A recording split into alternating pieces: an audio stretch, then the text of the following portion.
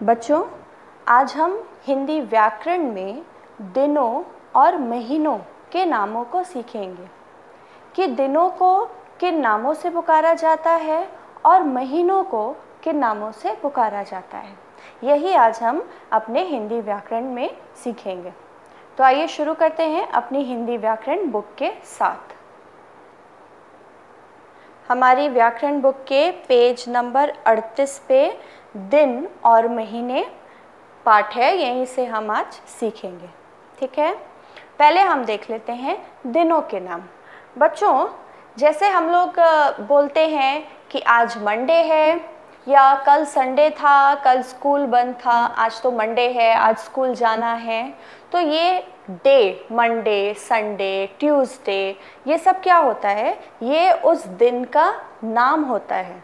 हम लोग 7 दिनों के नामों को पढ़ते हैं, यानी कि 7 नाम दिए गए हैं। दिनों को 7 नामों में बांटा गया है और जब वो 7 नाम खत्म हो जाते हैं तो फिर से वो पहला नाम यानी कि पहला दिन आ जाता है। ठीक है, यानी कि 1, 2, 3, 4, 5, 6, 7। जब 7वां दिन खत्म होता है तो उसके बाद फिर से पहला दिन आ जाता है। ठीक है, या अगर हम संडे से शुरू करें तो Sunday, Monday, Tuesday, Wednesday, Thursday, Friday, Saturday, ये हो गए 7 डेज। ठीक है, अब इस सैटरडे के बाद फिर से क्या हो जाएगा? फिर से पहला दिन यानी कि संडे आ जाएगा। ठीक है, अब इन्हीं नामों को हम आज हिंदी में सीखेंगे। ठीक है, दिनों के नाम: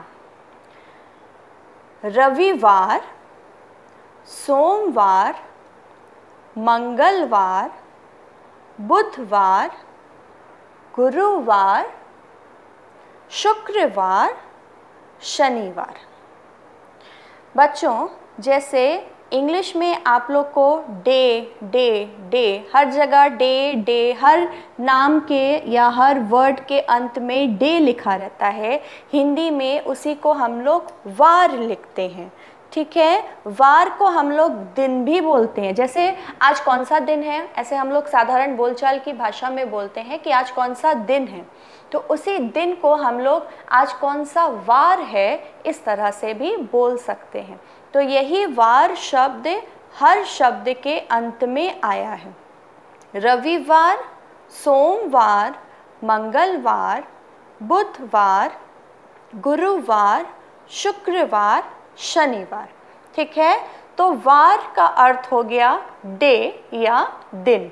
ठीक है, रविवार मतलब संडे, सोमवार मतलब मंडे, मंगलवार मतलब ट्यूसडे, बुधवार मतलब वेडनेसडे, गुरुवार मतलब थर्सडे, शुक्रवार मतलब फ्राइडे और शनिवार मतलब सैटरडे। ठीक है बच्चों, ये 7 दिन होते हैं। ठीक है, और जब ये 7 दिन मिलकर के एक हफ्ते का या एक सप्ताह भी जिसको बोलते हैं, एक हफ्ता या एक सप्ताह का निर्माण करते हैं, जिसे इंग्लिश में हम लोग वीक बोलते हैं। ठीक है, ये 7 दिन मिलकर के एक हफ्ते का निर्माण करते हैं या एक हफ्ते को बनाते हैं। जब ये 7 दिन यानी कि जब ये शनिवार ख़त्म हो जाता है और फिर वापस से रविवार आता है तो नया हफ्ता शुरू होता है। ठीक है, दिनों के नाम लिखते समय इस बात का ध्यान दीजिए कि हम शुरू रविवार से करेंगे और ख़त्म शनिवार पे करेंगे। किसी भी दिन से शुरू करके किसी भी दिन पे ख़त्म नहीं करेंगे। ठीक है, शुरू करेंगे रविवार से, यानी कि रविवार से एक नया हफ्ता शुरू होता है और वो हफ्ता कब ख़त्म होता है? शनिवार पे। शनिवार के बाद जब वापस से रविवार आता है तो वो नया हफ्ता माना जाता है। ठीक है, तो यही है हमारे दिनों का नाम। अब यहाँ पे ध्यान देने की बात ये है कि देखो, गुरुवार में र में आपको पता है कि छोटे ऊ या बड़े ऊ की मात्रा हम लोग नीचे नहीं लगाते हैं, हम लोग र के बगल में मात्रा लगाते हैं। जैसे साधारणतः हम लोग सभी वर्णों के नीचे ऊ की मात्रा लगाते हैं, लेकिन र वर्ण ऐसा है जिसमें ऊ की मात्रा नीचे ना लग करके बगल में लगती है, चाहे वो छोटा ऊ हो या बड़ा ऊ। ठीक है, उसके बाद शुक्रवार में देख लीजिए, शुक्रवार में पदेन का प्रयोग किया गया है। ठीक है, क में पदेन लगा है, इसीलिए इसको क्र पढ़ेंगे, क और र दोनों मिला के क्र पढ़ेंगे, शुक्रवार। ठीक है, एक बार फिर से पढ़ लेते हैं। रविवार, सोमवार, मंगलवार, बुधवार, गुरुवार, शुक्रवार, शनिवार। ठीक है, इन सभी शब्दों में वार शब्द एक कॉमन शब्द है जो सबके अंत में लगा है। आप इसको याद करने के लिए रवि, सोम, मंगल, बुध, गुरु, शुक्र, शनि इस तरीके से भी याद कर सकते हैं। ठीक है, क्योंकि वार शब्द तो सभी में लगा है, वो एक कॉमन है। अगर आपको रवि, सोम, मंगल, बुध, गुरु, शुक्र, शनि आप इस तरह से अगर इसको याद कर लेंगे तो वार शब्द आपको सब में जोड़ना है, वो एक कॉमन शब्द ही है। ठीक है, तो ये हो गए हमारे दिनों के नाम। यही 7 दिन मिलकर के एक सप्ताह का या एक हफ्ते का निर्माण करते हैं या एक हफ्ते को बनाते हैं। जब ये 7 दिन ख़त्म हो जाते हैं तो फिर से कौन सा दिन आ जाता है? पहला दिन यानी कि रविवार आ जाता है, जो नया हफ्ता लेकर के आता है। ठीक है, तो यही है हमारे दिनों के नाम। अब हम लोग आ जाते हैं महीनों के नाम पर। महीना मतलब जिसको इंग्लिश में हम लोग मंथ बोलते हैं। ठीक है, ये कौन सा मंथ चल रहा है, आपकी बर्थडे कौन से मंथ में आती है, मेरी बर्थडे कौन से मंथ में आती है, जो इस तरीके की हम लोग बातें करते हैं, ये मंथ, इसी मंथ को हिंदी में हम लोग महीना बोलते हैं। ठीक है, अब आ जाते हैं हम लोग महीनों के नामों पर। बच्चों, महीनों के नाम बहुत ही सरल है। जो हम लोग इंग्लिश में बोलते हैं जैसे जनवरी, फरवरी, मार्च, उन्हीं नामों को हम लोग हिंदी में उसी प्रकार से करेंगे। कुछ फ़र्क है जिसको हम यहाँ पे जान लेते हैं। जैसे जनवरी, इंग्लिश में हम लोग जनवरी बोलते हैं, हिंदी में जनवरी। फरवरी, मार्च, अप्रैल, मई, जून, जुलाई, अगस्त, सितंबर, अक्टूबर, नवंबर, दिसंबर। ठीक है, ये इंग्लिश के नामों से ही मिलता जुलता है, बस कुछ फ़र्क है इंग्लिश और हिंदी में लिखने में। ठीक है, एक बार फिर से देख लेते हैं। जनवरी, फरवरी, मार्च, अप्रैल, मई, जून, जुलाई, अगस्त, सितंबर, अक्टूबर, नवंबर, दिसंबर।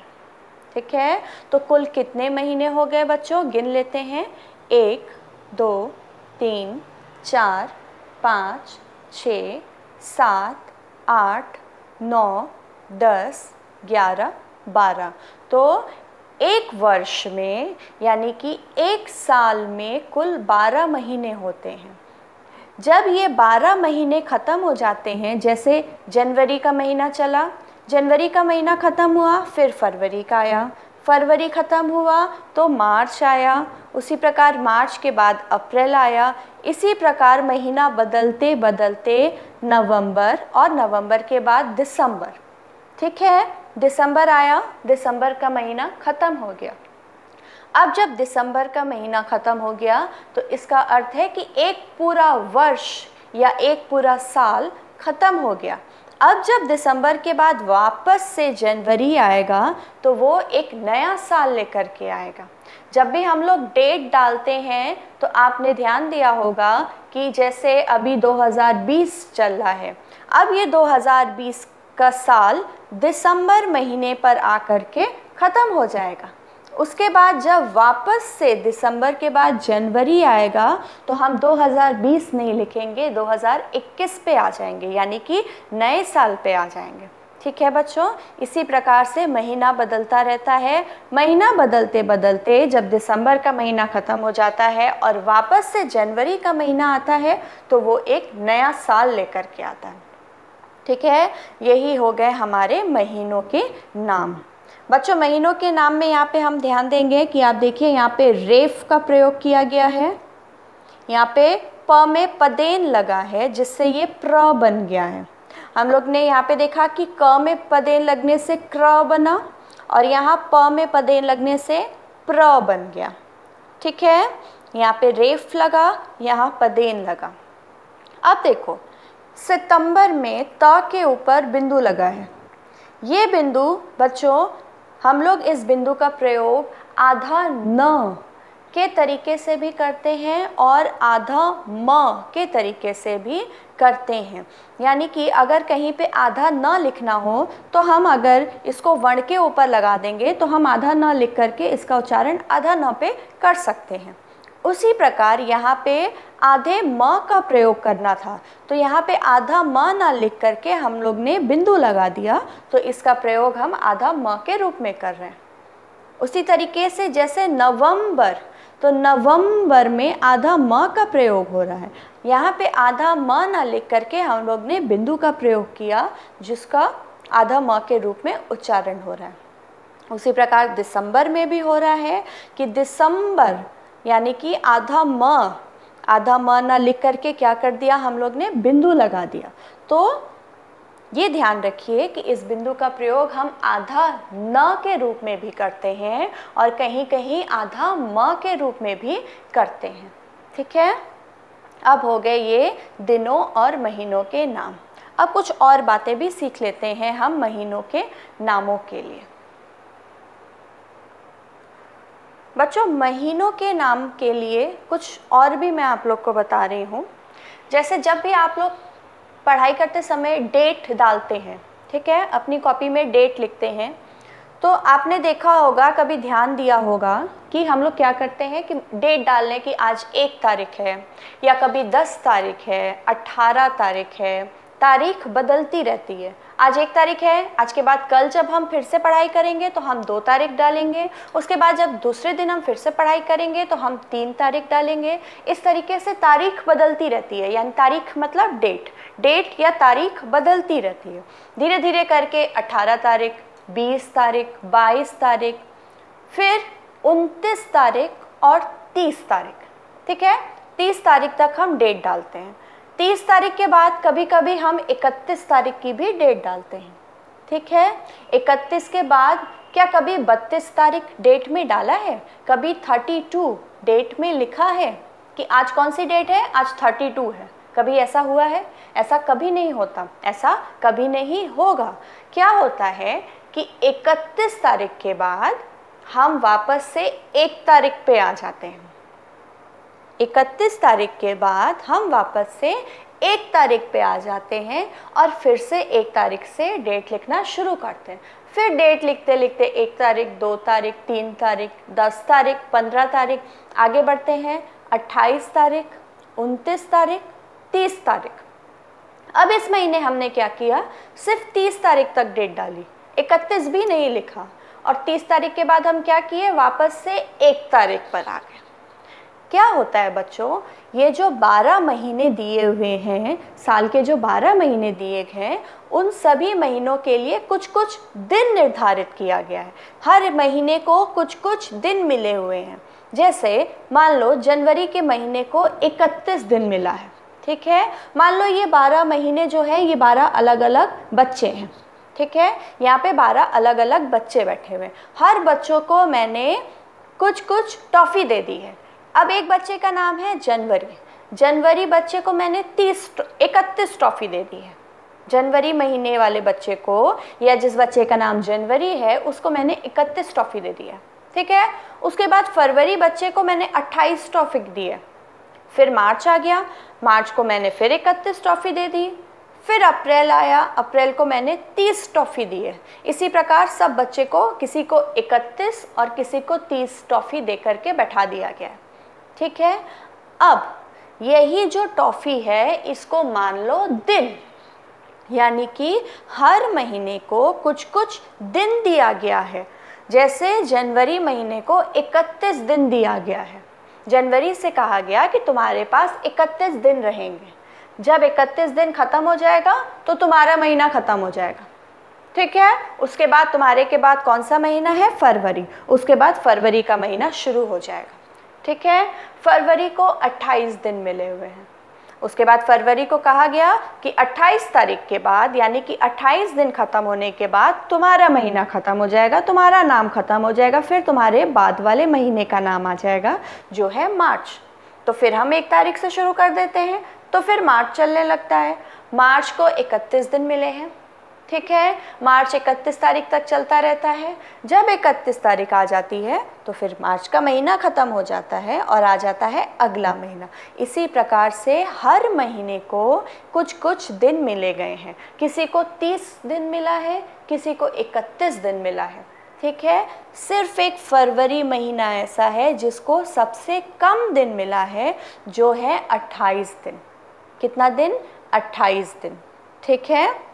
और इसी प्रकार महीना बदलते बदलते हम लोग का दिसंबर महीना आ जाता है। इसीलिए ऐसा होता है बच्चों, जब हम लोग पढ़ाई करते हैं और हम लोग डेट डालते हैं तो हर दिन डेट बदलती रहती है। 30 तारीख, अगर वो महीना 30 दिन वाला है तो 30 तारीख तक डेट डालते हैं, और वो महीना 31 दिन वाला है तो हम 31 तारीख तक डेट डालते हैं। और जब 31 तारीख या 30 तारीख बीत जाती है तो वापस हम नए महीने पर आ जाते हैं और फिर से 1 तारीख से शुरू करते हैं, ठीक है। तो बच्चों, मुझे उम्मीद है कि आप मेरी बात समझ रहे होंगे। एक बार मैं एक और तरीके से आपको ये बात समझा देती हूँ, उसको भी देख लेते हैं। देखो बच्चों, साल के 12 महीने हैं। 12 महीनों को हम लोग 3 भागों में विभाजित कर सकते हैं। 31 दिन वाले महीने, यानी कि जिन महीनों में 31 दिन होता है। फिर 30 दिन वाले महीने, जिन महीनों में सिर्फ 30 दिन होते हैं। और 28 दिन वाले महीने, जिस महीने में 28 दिन होते हैं, ठीक है। तो 31 दिन वाला महीना कौन कौन सा है, जनवरी, मार्च, मई, जुलाई, अगस्त, अक्टूबर, दिसंबर। कुल 7 महीने ऐसे हैं।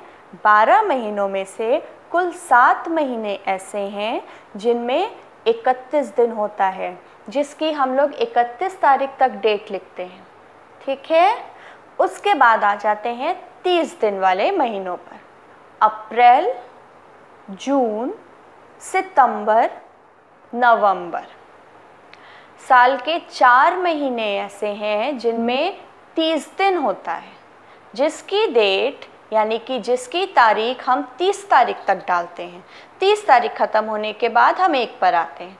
तो ये कौन कौन से महीने हैं, अप्रैल, जून, सितंबर, नवंबर। और साल का सिर्फ एक ही महीना ऐसा है जिसमें 28 दिन होते हैं, ना 30 ना 31, उससे भी कम 28 दिन। और वो कौन सा महीना है, फरवरी का महीना। फरवरी के महीने में 28 दिन होते हैं, यानी कि इस महीने की तारीख हम सिर्फ 28 तारीख तक डालते हैं। 28 के बाद हम फरवरी के महीने में 29 तारीख या 30 तारीख नहीं डाल सकते, क्योंकि उसके पास तो सिर्फ 28 ही दिन है। यानी कि फरवरी नाम के बच्चे के पास सिर्फ 28 ही टॉफ़ी है, तो वो 28 टॉफ़ी ही तो खा पाएगा। वो 29 टॉफ़ी या 30 टॉफ़ी तो नहीं खा पाएगा, क्योंकि उसको तो 28 टॉफ़ी ही मिली है, ठीक है। तो कुल कितने हो गए, 7 महीने हो गए 31 दिन वाले, 4 महीने हो गए 30 दिन वाले, और 1 महीना हो गया 28 दिन वाला। ये पूरे 12 महीने मिलकर के हमारा 1 साल बनाते हैं, ठीक है बच्चों। बहुत ही आसान है। अब हम देखते हैं कि हमें इसे कॉपी में किस प्रकार से करना है। देखो बच्चों, सबसे पहले हम अपनी हिंदी व्याकरण कॉपी में दिन और महीने लिखेंगे ऊपर, जो हमारे पाठ का नाम है दिन और महीने, ठीक है। उसके बाद हम अभ्यास शुरू करेंगे। क नंबर डालेंगे, नीचे दिए गए दिनों एवं महीनों के नामों को सही क्रम में लिखिए। नीचे दिए गए दिनों एवं महीनों के नामों को सही क्रम में लिखिए, ठीक है। अब इस अभ्यास का 2 भाग है, 1 नंबर और 2 नंबर, 2 भाग है। 1 नंबर पे दिनों के नाम देखो, वार वार वार वार सब लिखा है, तो वार लिखा है इसका मतलब दिनों के नाम लिखा है। और दूसरे नंबर पे महीनों के नाम लिखा है। आपको क्या करना है, पहले आप ये क नंबर डाल के ये हेडिंग डालेंगे, उसके बाद 1 नंबर डालेंगे, ये दिनों के नाम लिखेंगे, ठीक है। उसके बाद पहले आप दिनों के नामों को सही क्रम में लिखेंगे। जब दिनों के नाम आप सही क्रम से लिख देंगे, उसके बाद ही आप दूसरा नंबर डाल के महीनों के नामों को आप सही क्रम में लिखेंगे। जैसे देखो, 1 नंबर पे गुरुवार, शनिवार, बुधवार, सोमवार, मंगलवार, रविवार, शुक्रवार, कुल 7 दिन यहाँ पे लिखे हैं। लेकिन ये 7 दिन सही क्रम में नहीं लिखे हैं। हमें पता है कि हमारा जो वार शुरू होता है, यानी कि जो हफ्ता शुरू होता है, वो रविवार से शुरू होता है, लेकिन यहाँ पे मैंने सबसे पहले गुरुवार लिखा है, यानी कि गलत लिखा है। आपको इसे सही करके लिखना है। तो पहले तो आप यहाँ से देख करके सारे वार के नाम लिख लीजिएगा। उसके बाद नीचे आप 1 2 3 4 5 6 7 दिन होते हैं, 7 नंबर डालिएगा। और जो सही क्रम है, यानी कि रविवार से शुरू करके शुक्रवार पे ख़त्म करिएगा सही क्रम में लिखते हुए, ठीक है। अब ये 1 नंबर हमारा ख़त्म हो गया। हम आ जाएंगे 2 नंबर पे। 2 नंबर पे महीनों के नाम लिखे हुए हैं और ये भी गलत क्रम में लिखे हुए हैं। कुल 12 नाम यहाँ पे हैं, हमारे 12 महीने होते हैं, तो कुल 12 नाम यहाँ पे लिखे हैं, लेकिन क्रम गलत है। यानी कि सबसे पहला महीना कौन सा होता है? सबसे पहला महीना होता है जनवरी का, और यहाँ पे सबसे पहले मैंने क्या लिखा है? मार्च लिखा है। यानी कि ये क्रम गलत है। आप पहले इस क्रम को लिखिएगा, फिर 1 से 12 तक नंबर डालिएगा और सही क्रम में अपने आप लिखिएगा। जनवरी से शुरू होके ख़त्म कहाँ होगा? दिसंबर पे ख़त्म होगा, ठीक है। समझ गए? का नंबर का अभ्यास यही है। जब ये दोनों हो जाएगा तब हम आ जाएंगे अपने प्रश्न उत्तर पे। अब प्रश्न क्या है वो देख लेते हैं। प्रश्न 1, एक सप्ताह में कितने दिन होते हैं? उनके नाम लिखिए। एक सप्ताह में कितने दिन होते हैं? उनके नाम लिखिए। तो एक सप्ताह मतलब एक हफ्ता। कितने दिन होते हैं? कितने वार? दिन मतलब मैंने बताया वार, तो कितने वार होते हैं? कुल 7 वार होते हैं। तो इसका उत्तर आपको अपने आप लिखना है, मैं समझा दे रही हूँ। इसका उत्तर आप अपने आप देंगे कि एक सप्ताह में कितने की जगह क्या लिख देंगे? 7 दिन होते हैं। उनके नाम आपको पता है, जो सही क्रम है उसी सही क्रम में आपको उन 7 दिनों के नाम लिखना है, ठीक है। तो ये हो गया हमारा प्रश्न 1। अब आ जाते हैं प्रश्न 2 पर। एक वर्ष में कितने महीने होते हैं? महीने क्या हो जाएगा? जनवरी, फरवरी, मार्च, अप्रैल, ये कुल कितने महीने होते हैं? तो एक वर्ष में कितने होते हैं बच्चों? ये अपने आप लिखिएगा। जितने महीने होते हैं तो वो कितने की जगह हम उत्तर में उतने महीने लिख देंगे, लेकिन इनका नाम नहीं लिखना है। प्रश्न में आपको सिर्फ पूछा गया है एक वर्ष में कितने महीने होते हैं, बस यही पूछा गया है, तो इतना ही उत्तर देंगे, ठीक है। अब प्रश्न 3 देख लेते हैं। प्रश्न 3 यहाँ पे है, एक वर्ष के, बच्चों ध्यान से सुनना, ठीक है। एक वर्ष के 30 दिनों वाले महीनों का नाम लिखिए। फिर से, एक वर्ष के 30 दिनों वाले महीनों का नाम लिखिए। यानी कि एक वर्ष में जिन जिन महीनों में 30 दिन आता है उनका नाम लिखना है, ठीक है। फिर प्रश्न 4, एक वर्ष के 31 दिनों वाले महीनों का नाम लिखिए। यानी कि इस प्रश्न में जो वर्ष के जिन जिन महीनों में 31 दिन आते हैं, ठीक है, जिन जिन महीनों में 31 दिन आते हैं उन महीनों का नाम लिखना है। ये सारा अभ्यास आपको अपने से करना है, ये मैंने आपको समझा दिया। इसको एकदम ही साफ और सुंदर तरीके से अपनी हिंदी व्याकरण कॉपी में करिएगा। इसी के साथ हमारा दिन और महीने पाठ समाप्त होता है। Good day.